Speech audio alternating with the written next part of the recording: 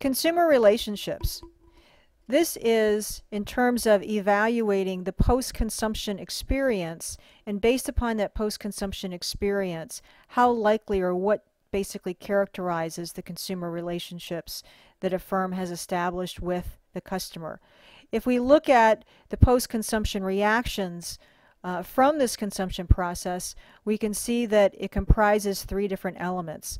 The cognitive processes, how people think and assess a particular consumption process, their affective reaction, looking at the feelings that the consumption process elicited, and then also how the cognitive and the affective reactions influence the resulting behavior, which in some cases, if it was not satisfactory and there were negative feelings experienced, this could result in complaining behavior.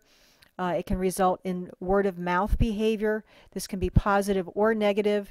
If it's the likelihood of their outcome in terms of their likelihood to switch, to search for another potential provider, as well as loyalty.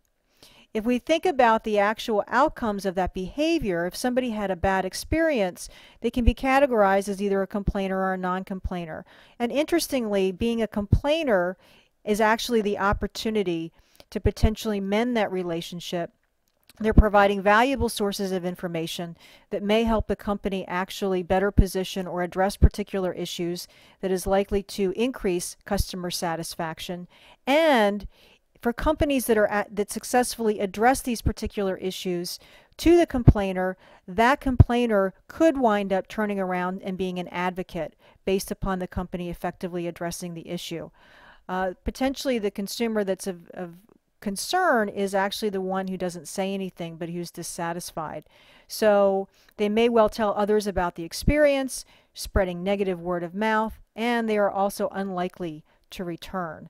So the second group potentially is a more dangerous group, but in terms of a group that ideally, if you can get customers to actually express and complain, that would actually be a better situation. So in terms of, we can look at positive word of mouth and negative word of mouth. This can happen face-to-face, this can happen online, this can happen on people's blogs, and as we discussed previously in terms of sources of social influence, it can have high credibility, particularly since it is a non-marketer dominated source. Looking at switching behavior, companies frequently will assess what is the vulnerability of their base. And three different dimensions that companies can assess is, number one, how highly competitive is our environment. So broadly speaking, the more competitors that exist within a particular service offering, the more vulnerable customers are to switch because they have different alternatives. The other aspect relates to switching costs in terms of not only from a cost, but from a time, from an effort, going back to that value equation. What kind of effort is actually involved in a customer switching from one service provider, for example, to another? If you had to switch out your cable, if you had to switch out your internet service provider, or think about switching your mobile phone. Where there's a lot of barriers, there's a lot of effort, there's a lot of costs, that would be considered that there are high switching costs. High switching costs lower vulnerability because they're basically barriers to switching.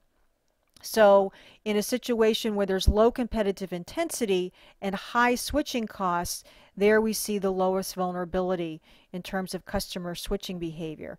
The other aspect is how satisfied are customers. Generally speaking, if customers are satisfied, and they're highly satisfied, then customers may demonstrate an inertia to where they don't want to look for another service provider. So therefore, there's very low vulnerability potentially associated with that consumer. So in terms of, and generally speaking, the more satisfied customers are, the lower the overall vulnerability one has compared to dissatisfied customers.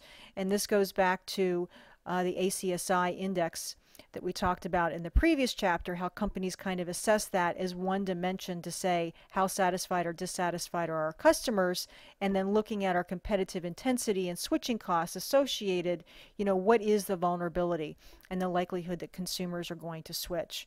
And then obviously this factors into the customer share. How many customers do we add versus how many customers